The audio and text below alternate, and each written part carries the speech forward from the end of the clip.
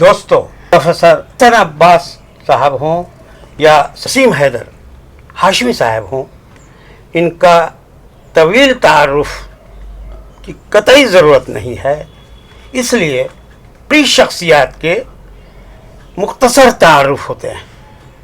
حسن عباس کہہ دینے سے پوری شبیہ جو ایک ناقد کی ہوتی ہے، ایک محقق کی ہوتی ہے، وسیم صاحب کے بارے میں کہہ دیا جائے آگے پیچھے دونوں ہٹا کر کہ وسیم بھائی، وسیم حیدر ہاشمی صاحب پورے آب و تاب کے ساتھ آپ کے سامنے نظر آئیں گے۔ اس لیے میں تمہیدی کلمات سے پرہیز کرتا ہوں، اس لیے اسی وقت کو بچا کر گفتگو کروں گا، اور گفتگو کا کوئی موضوع نہیں یہ گفتگو کا کوئی موضوع اس لیے نہیں ہے کہ ہم جو من میں آئے گا آپس میں بات کریں گے، جو ادب سے تعلق رکھتا ہے۔ تو ہم حسن عباس صاحب آپ سے چاہیں گے کہ آپ کے جو فتوحات رہے ہیں، ادبی فتوحات، ادبی کارنامے رہے ہیں، بہت سارے کارنامے آپ کے منظر عام پر آ چکے ہیں، اور قطعی اس بات کی فکر کسی بھی بڑے آدمی کو نہیں کرنی چاہیے کہ مجھے کتنے آدمی جانتے ہیں، اسے فکر یہ کرنی چاہیے کہ کتنے معتبر آدمی جانتے ہیں۔ بہت اچھا، واہ، میں یہی اپنے لیے لاگو بے شک کہ کتنے معتبر آدمی جانتے ہیں، اور میری تخلیق کے قدردان کتنے ہیں۔ اگر وہ انگلیوں پر بھی گنا جائے تو بہت ہے۔ ظاہر ہے ہم لوگ جواہرات کے خریدار کم ہوتے ہیں۔ جو بیک گراؤنڈ بنایا ہے یہ ناظرین کے لیے، میں نے یہاں بہت کمفرٹیبل ہم لوگ نہیں ہیں، لیکن ہم نے جان بوجھ کر اس جگہ کا انتخاب کیا ہے کہ حسن عباس صاحب کو ان کے بیک گراؤنڈ میں دیکھیے آپ، یہ پڑھتے بہت زیادہ ہیں، لکھتے بہت کم ہیں، اور جو لکھتے ہیں وہ ادب میں اضافہ ہے۔ سب سے پہلے میں ڈاکٹر شاہد جمیل صاحب، وسیم حیدر ہاشمی صاحب کا شکر گزار ہوں کہ وہ آپ حضرات یہاں تشریف لائے غریب خانے پر، اور تھوڑی سی گفتگو کا موقع ملا تو میں یہ چاہوں گا کہ سب سے پہلے میں چند الفاظ یا چند جملے مختصراً اپنے تعارف کے سلسلے میں عرض بالکل کروں۔ بالکل بالکل۔ اب میں ایک چھوٹی سی جگہ بہار میں ضلع سیوان میں ایک موضع ہے گوپال پور، جی جو سادات کرام کی بستی ہے، بہت قدیم ہے، اور وہاں ایک زمانے میں علماء کا سمجھیے کہ مرکز تھا، جی اور میرا تعلق اسی سرزمین سے۔ جی جی ابتدائی تعلیم وہیں کے مدرسے ناصر الایمان میں حاصل کی، پھر وہاں سے میں حسین گنج ہائی اسکول سے میٹرک کرنے کے بعد مظفر پور کے مشہور college Langat Singh college, L S college, Bihar university Muzaffarpur سے انٹر سے لے کر کے پی ایچ ڈی تک کی تعلیم وہیں حاصل کی۔ میں نے انٹر میں فرسٹ کلاس فرسٹ اگر اس کو دیکھا جائے تو حاصل کیا، 1 to 10 میں میرا 10واں نمبر تھا۔ پھر میں نے بی اے اردو آنرس میں پوری یونیورسٹی میں ٹاپ کیا۔ پھر میں نے وہیں سے ایم اے اردو کیا، اس میں بھی مجھے فرسٹ کلاس حاصل ہوا، اور اس کے بعد میں نے فارسی میں وہیں سے ایم اے کیا، پی ایچ ڈی وہیں سے کی۔ بہار میں اردو مرثیہ نگاری میرے تحقیقی مقالے کا موضوع ہے، اور میں اب بھی اگرچہ پی ایچ ڈی میں نے 1988 میں کی تھی، لیکن تحقیق کا سلسلہ اب بھی جاری ہے، روز افزوں اس میں اضافہ ہی ہوتا جا رہا ہے۔ اس کے بعد 1986 میں مجھے ایران جانے کا موقع ملا، اور میں وہاں ریڈیو تہران کی ایکسٹرنل سروسز میں ترجمہ کرنے کے لیے اور گویندگی کے لیے، گویندگی یعنی اناؤنسری، تو اس کے لیے میں وہاں انتخاب کیا گیا، اور میں تقریباً 10 برس تک تہران میں مقیم رہا، اور وہاں سے پھر میں نے تہران یونیورسٹی سے ایم اے فارسی میں کیا، اور ڈاکٹریٹ کی ڈگری بھی وہیں سے لی فارسی میں۔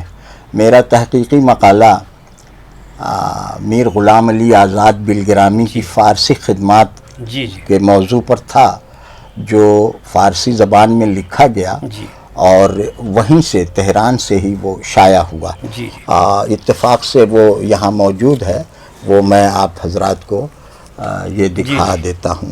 احوال ایرانی مطبوعات میں ایرانی ہے, بہت سی چیزیں میرے پاس بے ترتیب بھی ہیں.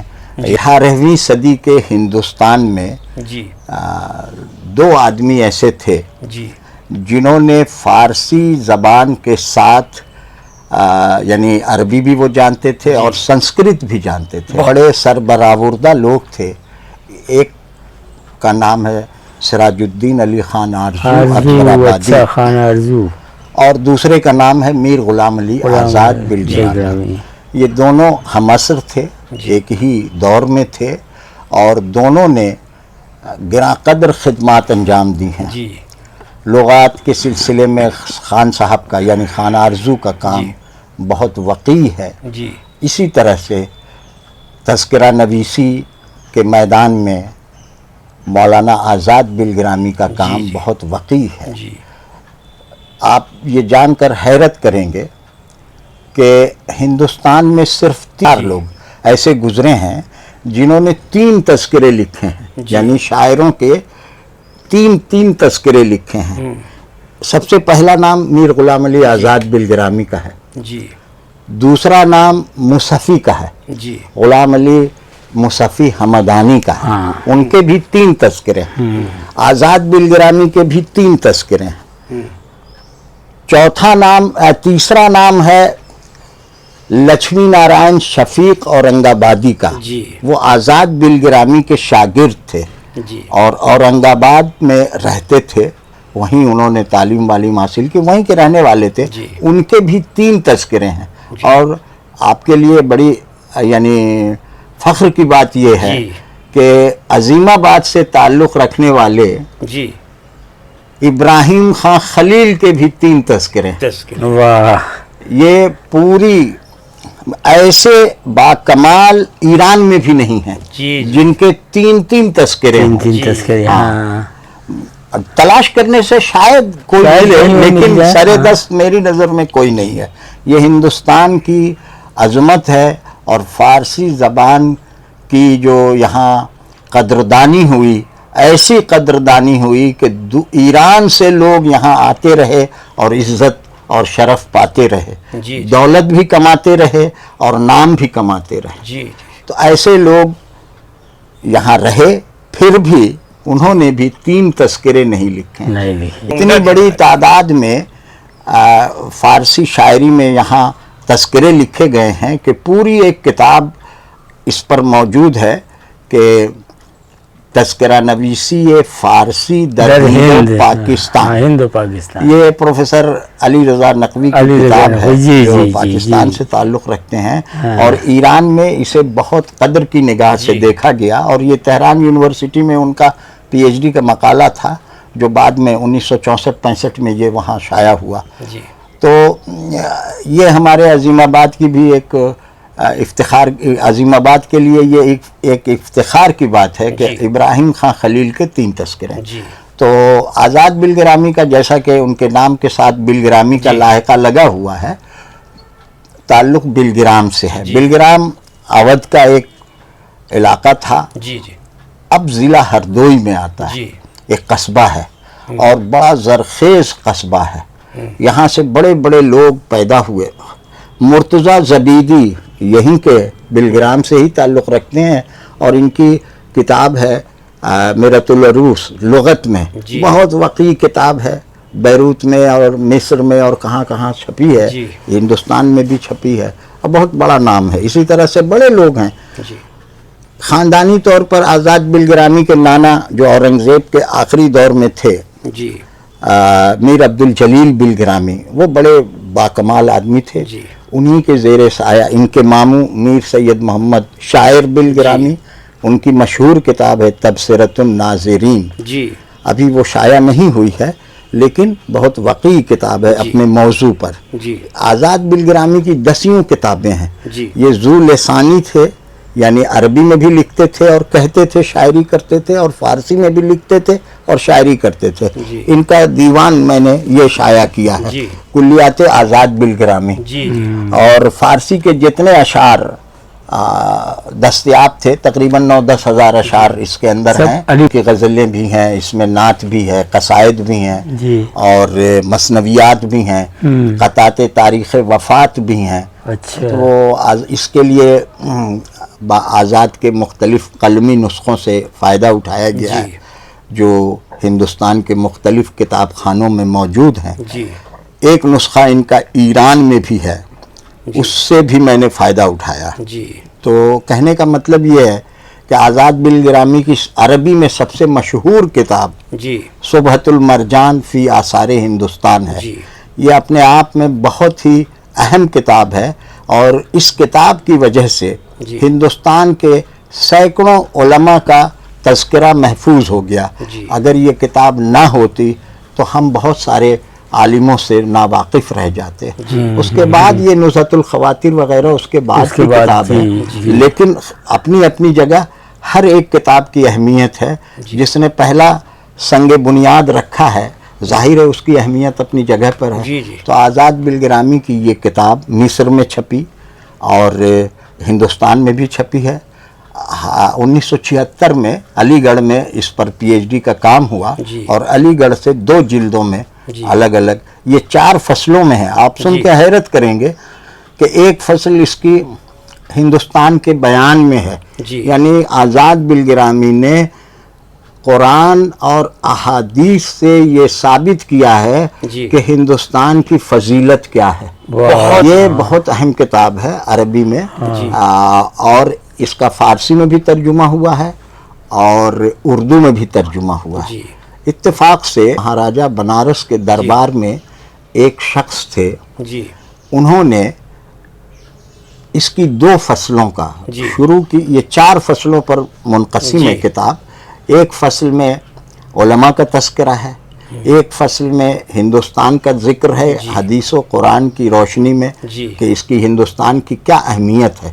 اور اس اہمیت کو جتانے کے لیے مصنف نے جی. حضرت آدم کا حبوط سراندیب کو بنیاد بنایا ہے. جی. سراندیب جس کا جو ایک زمانے میں ہندوستان کا حصہ تھا، جی. اب سری لنکا کہلاتا ہے. اور وہاں حضرت آدم تشریف لائے تھے جب وہ جنت سے جی. آئے تھے تو وہیں آئے تھے. تو اس کی اہمیت کو جتاتے ہوئے اس کا ذکر کیا گیا ہے. لیکن کتاب میں سراندیب آیا ہے، سری لنکا نہیں. یعنی یہ لفظ کی بات میں کہہ رہا ہوں. دوسری چیز یہ ہے کہ بہت اہم کتاب ہے، اس کا یہ جاننا ضروری ہے. ایک فصل اس کی ہے، سنسکرت میں ایک شرنگار رس ہے. جی. جی. جی. ہاں. اس کو آزاد نے عربی میں ترجمہ کیا ہے. واہ. ایک فصل ہے ایسی صنعتوں کے بیان میں جی. جو یہاں رائج تھیں، اور اس میں سے خود آزاد نے تقریباً 37 یا 35 صنعتیں ایجاد کی ہیں. بہت کم لوگ جانتے ہیں. جی. جی. صنائع اور بدائع کے سلسلے میں جو شعر کا زیور کہا گیا ہے، شاعری کا زیور سے، اور ہندی یا سنسکرت کی شاعری میں، ہندی کی شاعری میں معشوق سے مراد صرف اور صرف زن ہے. جی. جبکہ اردو شاعری میں الٹا ہے. ہاں. آزاد نے لیکن جو اس میں اقسام بیان کیے ہیں، جی. عاشق کے اقسام جی. اور معشوق کے اقسام، اور اس کے لیے جو اشعار مثال کے لیے جی. آپ سوچئے کہ کتنی وسیع نظر رہی ہوگی آزاد جیسے آدمی کی، کہ اس کے لیے اس نے عربی کے اشعار ڈھونڈ ڈھونڈ کر کے مثالیں دی ہیں عربی میں. ابھی میں آگے بھی بات بتاؤں گا. اور جہاں اسے مثال کسی شاعر کے ہاں نہیں مل سکی، خود شعر کہا. آزاد کے اسی شاگرد نے، جس کا نام میں نے تذکرہ نویسی کے حوالے سے لیا، لکشمی نارائن شفیق اورنگ آباد، اور ایک شاگرد اور تھے، ان کا نام تھا میر عبد القادر مہربان اورنگ آبادی. آزاد نے ان 2 شاگردوں کے کہنے پر، فرمائش کرنے پر، اپنی اس کتاب کی 2 فصلوں کا فارسی میں ترجمہ کیا. جس کا نام ہے غزلان الہند. نام بھی انہوں نے خود تاریخی ہے جی اور ہاں یہ کتاب کا نام تاریخی ہے. آزاد کی تقریباً تمام کتابوں کا نام تاریخی ہے. جی جی اور اب آزاد نے اپنی عربی کی کتاب کی آخری 2 فصلوں کا فارسی میں ترجمہ کیا جی اور یہ کتاب ایران سے چھپ چکی ہے. غزلان الہند وہاں سے شائع ہو چکی. تو کہنے کا مطلب یہ ہے کہ یہ اپنے دور کا نہایت زبردست انسان تھا، نہایت متقی، پرہیزگار. اس نے کبھی کسی کی ملازمت نہیں کی بہت بڑی بات ہے اور یہ بھی. کبھی کسی کی تعریف میں کوئی شعر نہیں کہا، کبھی کسی کی برائی نہیں کی، حجو نہیں کہی. جی کیونکہ اس کے نانا میر عبد الجلیل بلگرامی جو اپنے وقت کے بہت بڑے عالم اور فاضل تھے، ان پر ایک کتاب دستیاب ہے جس کا نام ہے حیات جلیل. مقبول احمد سمدنی کی یہ کتاب ہے جی. اور بہت اہم ہے، اردو میں ہے. جی. آپ پڑھنے سے تعلق رکھتی ہے. اس میں آزاد کا بھی ذکر ہے، پورے جی. خاندان کا ذکر ہے. تو انہوں نے منع کیا تھا، کہا تھا کہ دیکھو بیٹا کسی کی برائی نہیں کرنا، جی کہ میرے پیش نظر حضرت علی کا ایک قول ہے جی اور اسی کی وضاحت انہوں نے کی. کہا کہ وہ قول یہ ہے کہ اگر کوئی شخص ہے، اس نے بہت کام کیا ہے تو تم بھی کرو، جی. لگن سے کرو، محنت سے کرو، ایمانداری سے کرو. دنیا میں موضوعات کی کمی نہیں ہے. جی. آپ اگر کسی بھی موضوع پر ایمانداری سے کام کریں گے تو آپ یقیناً نامور ہوں گے. جی. لیکن کیا ضروری ہے کہ ناموری حاصل کرنے کے لیے، اپنا قد بلند کرنے کے لیے کسی کے کاندھے پر قدم رکھا جائے. بہت اچھا، بہت بہت بڑی اچھا بات. جملہ کیا ہے، بہت بات. اچھا جملہ یہ تو ہے. قابل تقلید ہے. ہاں، بہت بالکل اچھا ہے، جملہ ہے، بالکل ہے. بہت اچھا تو جملہ. آزاد نے اپنے نانا کی اس نصیحت کا زندگی بھر خیال رکھا اور کبھی کسی کی تعریف نہیں کی اور اسی کے ساتھ کبھی کسی کی برائی نہیں کی. لیکن لوگوں نے آزاد جیسے بے نیاز انسان کو بھی نہیں بخشا. جی جی آزاد جو تھے وہ تذکرہ نویس تھے. انہوں نے پہلا تذکرہ لکھا تھا شاعروں کا، جی اس کا نام ہے سرو آزاد. جی یہ وہیں انہوں نے لکھا جی. اورنگ آباد میں. جی جب وہاں سے وہ نسخہ اپنے ماموں کو بلگرام بھیجا، جی. کیونکہ اس میں بلگرام کے بھی کچھ شاعروں کا جی. تذکرہ ذکر ہے، تو انہوں نے لوگ مانگ کر کے لے جی. گئے جو شاعر تھے کہ بھائی میرا تذکرہ ہے، میرا تذکرہ ہے، میں دیکھوں کیسے جی. کیا لکھا ہے جی. انہوں نے. تو ایک صاحب تھے جن کا نام ہے محمد صدیق سخنور بلگرامی. جی وہ آزاد سے عمر میں چھوٹے تھے. ذکر اس میں تذکرہ اس کا تھا شاعر کا. اس نے اپنے اشعار آزاد کو بہت سارے بھیجے تھے اور اپنا حال بھی لکھ کر کے بھیجا تھا. آزاد نے اس کے بھیجے ہوئے احوال کے مطابق اس کا ذکر اس نے کر دیا، لیکن اس کے اشعار 3-4 ہی اس نے انتخاب میں ڈالے. جی جی تو اس شخص کو یہ بات ناگوار گزری. ناگوار گزری کہ میں نے اتنے سارے شعر بھیجے زیرے کے اور کافی میں میرا 2-3 شعر ڈالا یا 4 شعر ڈالا، اور پھر یہ ہے کہ میں فلاں کا شاگرد نہیں ہوں، فلاں کا ہوں. اس نے اعتراض کیا ہے. اعتراض. آزاد نے سخنور بلگرامی کو لکھا ہے اپنے تذکرے میں، میر نوازش علی بلگرامی کے شاگرد ہیں. جی اور اس پر اس کو اعتراض تھا کہ میر نوازش، اب میری سمجھ میں آ رہا ہے اتنا پڑھنے کے بعد جی. کہ میر نوازش علی ایک گمنام آدمی ہے، جی صرف کتابوں کی حد تک ہیں، جی عام لوگ ان کو نہیں جانتے ہیں. تو اس نے کہا سخنور نے کہ میں اس کا شاگرد نہیں ہوں، میں تو خان آرزو کا شاگرد ہوں. خان آرزو پوری دنیا میں جانے جاتے تھے، آزاد کے لیول کے تھے، برابری. تو آپ بدل دیجئے. انہوں نے آزاد کو خط لکھ کر کے یہ کہا کہ میرا نام فلاں شاگردی بدل دیجیے، خان آرزو کا نام، خان آرزو کر دیجئے. آزاد نے کہا کہ ٹھیک ہے میں یہ کر دوں گا، اور اشعار کچھ بڑھا دیجئے. جی. انہوں نے کہا یہ میں نہیں کر سکتا، یہی 4 شعر تو مجھے بڑی مشکل سے ملے. جی میری ایک کتاب ہے فارسی میں، جی 2 رسالہ در نقد ادبی. جی آزاد پر جو اعتراض سخنور بلگرامی نے رسالے کی صورت میں کیا تھا، تو وہ رسالہ آزاد کو اس نے بھیجا تھا. جی کہ میں نے آپ پر یہ اعتراض کیا. اس رسالے کا نام تھا تحقیق السداد فی مذلت الآزاد. اس زمانے میں کتابوں پہ عربی نام ہوا کرتے تھے. عربی نام ہوا کرتے تھے. کتاب چاہے اردو میں ہو یا فارسی میں، نام اسی طرح کے نام ہوتے تھے. تو آزاد نے اسے اعتراض کو اٹھا کر ادھر رکھ دیا، کوئی توجہ نہیں دی. لیکن آزاد کے جو شاگرد تھے میر عبد القادر مہربان اورنگ آبادی، جب ان کی نظر اس رسالے پر پڑی تو یہ بہت چراغپا ہوئے اور انہوں نے کہا کہ بتائیے اتنا اس کی جرأت کہ وہ آپ پر اعتراض کر رہا ہے، اور اس کی زبان، اس کا لب و لہجہ، اس کا اسلوب یہ اتنا بھیانک ہے، گستاخانہ ہے.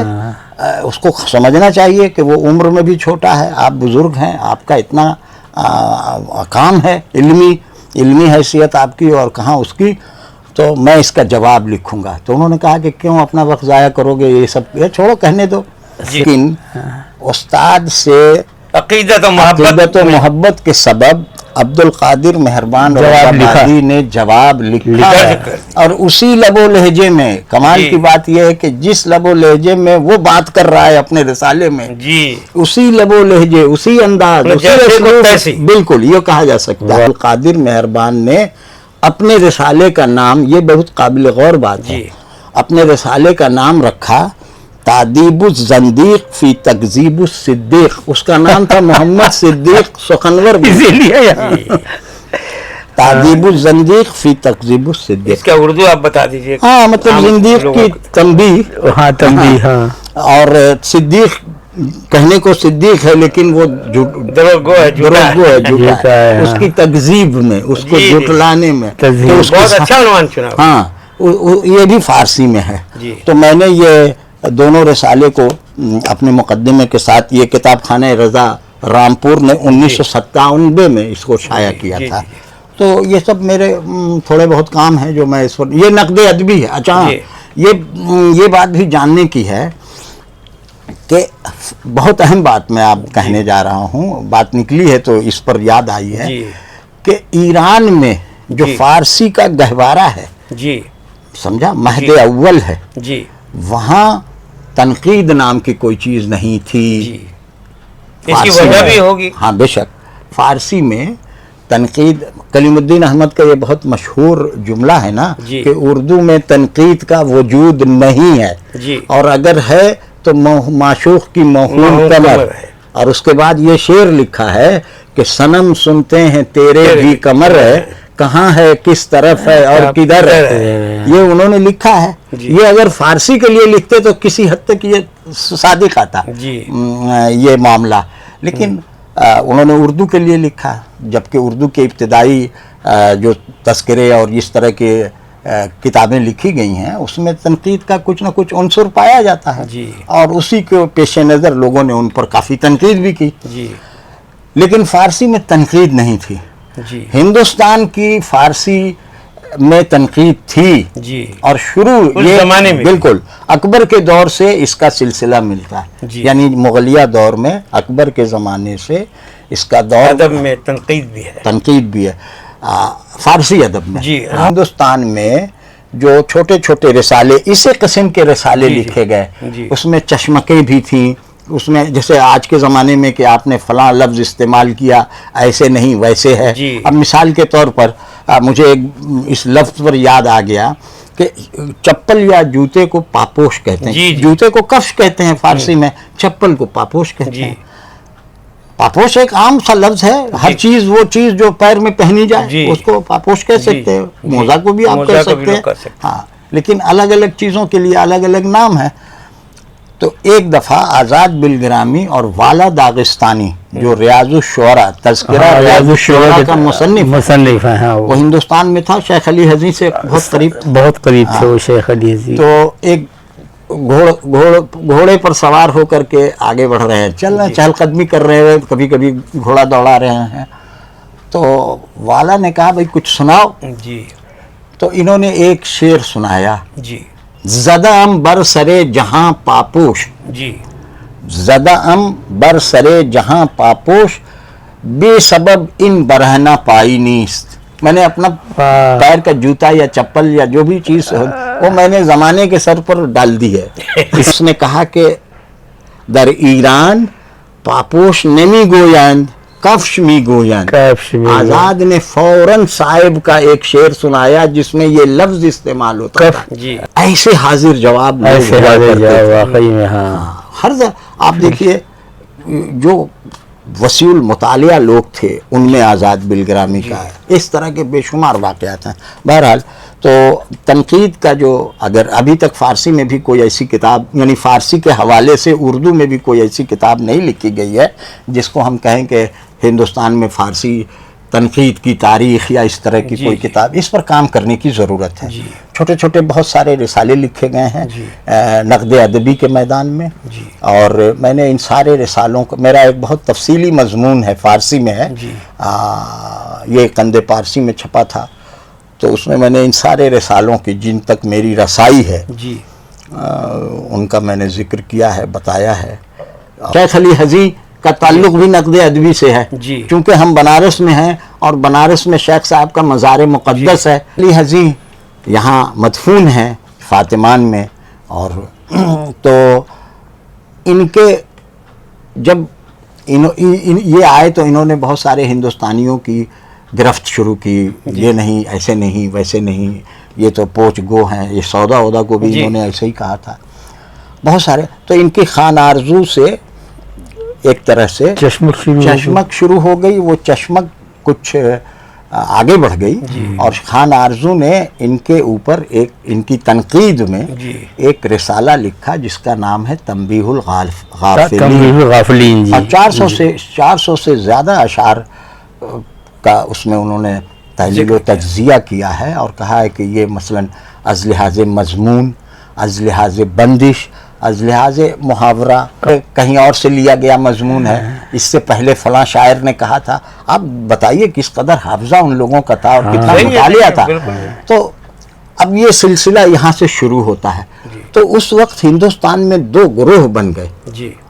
ایک گروہ ایسے لوگوں کا بن گیا جو شیخ حزیں کو مستند مانتے تھے، یعنی ہر جو کچھ کہیں ایرانی ہونے کی وجہ سے ان کی فارسی مستند ہے، لیکن ان کا کہنا تھا، خان آرزو کا کہنا تھا کہ ہم اس کو نہیں مانتے. کوئی اگر ایران کا ہے یا اہل زبان ہے تو ہم اس کی ہر بات کو مستند مانیں، از روئے گرامر، از روئے قواعد، از روئے زبان، بات بھی صحیح ہے، از روئے عروض، از روئے مطلب انہوں نے کہا کہ آخر یہ اصول جو بنائے گئے ہیں کیوں بنائے گئے ہیں؟ اگر زبان کے جو اصول اور قواعد بنائے گئے ہیں اگر ان کے مطابق کوئی چیز نہیں ہے تو ہم اس پر گرفت کر سکتے ہیں، کرنا بھی چاہیے، اور کرنا بھی چاہیے.